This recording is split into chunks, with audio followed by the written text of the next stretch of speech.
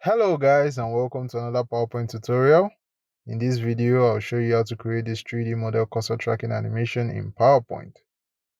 First, change the layout of the slide, duplicate 4 times, then head to the View tab and enter the Slide Master view to create new layouts. As you can see, it takes us to the blank slide layout. Delete all the elements in the layout, then insert a picture of your choice to cover the slide. I'll just paste the picture from my clipboard. Also, add some text boxes. The font in use is Squaring. The link's in the description if you would like to download it. Next, insert a rectangle just like this. Duplicate the rectangle 3 times to cover each part of the slide like a quadrant.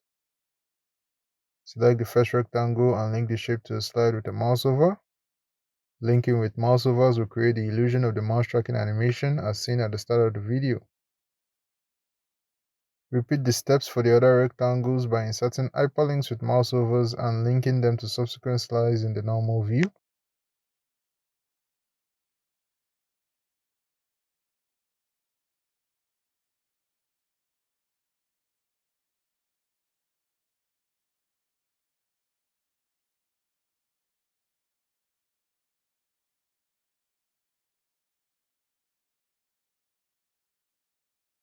Select all the rectangles, remove their outline, then make the rectangles invisible by increasing the transparency by 100%.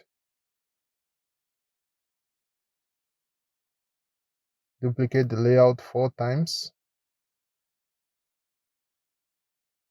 Select these layouts. Now let's add text descriptions in the position of the invisible rectangles for the different slide layouts. On this layout, insert your text box in this position. To save time, I'll paste my text from the clipboard. Then send the text behind the invisible rectangles.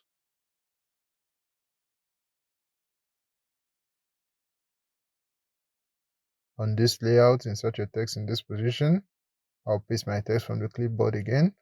Then send the text behind the invisible rectangles. Repeat the same steps for the remaining layouts.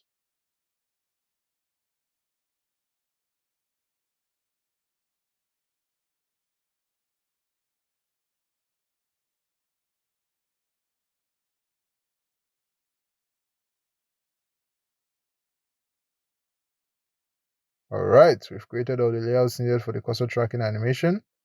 So, close the Slide Master view. As you can see, all the slides are using the first layout we created. So, change the layout of the other slides to the newly created layouts in this order.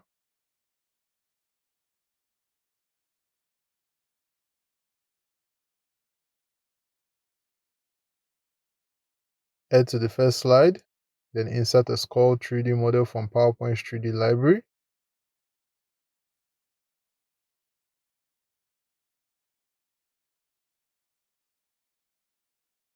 Looking at the 3D model, we can see that it looks brighter than expected because PowerPoint adds additional lighting to 3D models. And if we look at the 3D model options, there are no options to change lighting, but no worries, I'll show you how you can do that. Let's duplicate this slide so we can compare the difference in lighting. Now, note this slide number. I'll keep it displayed on the screen.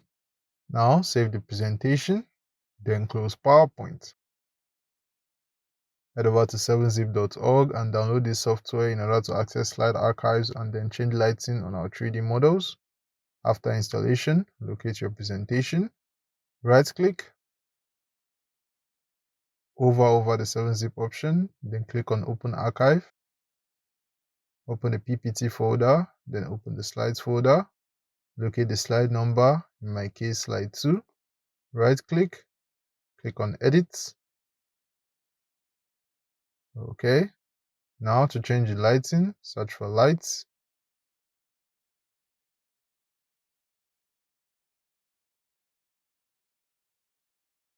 You can see the ambient and point lights. Let's just space them out so we can see clearly.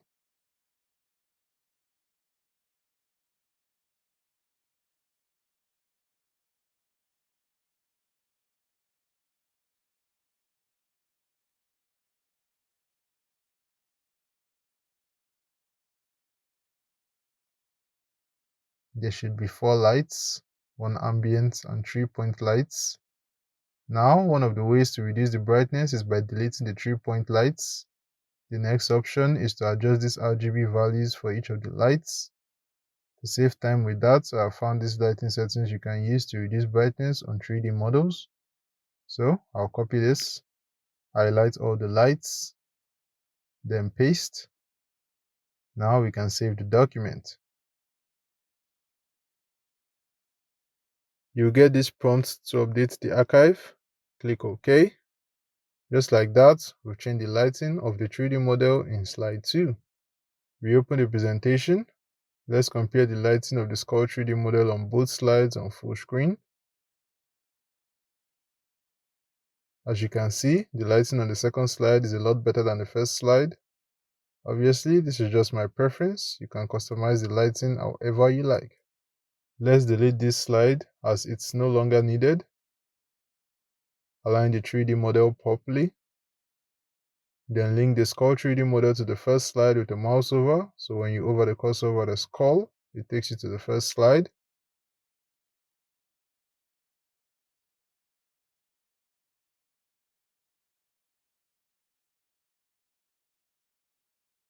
Now copy the skull 3D model.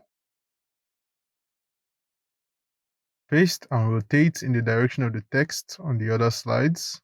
You can do this manually by rotating this handle. However, I'll format the model view by using my custom model rotation values.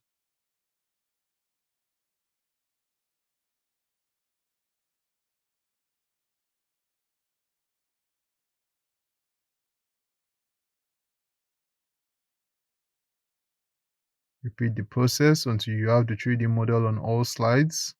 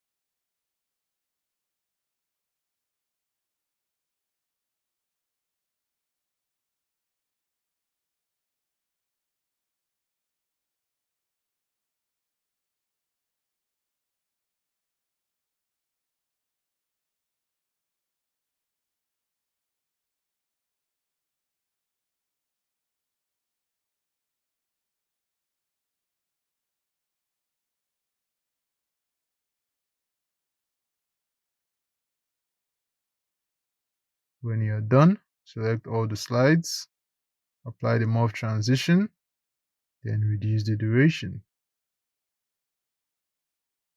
There you go. That's how to create this amazing 3D model cursor tracking animation in PowerPoint.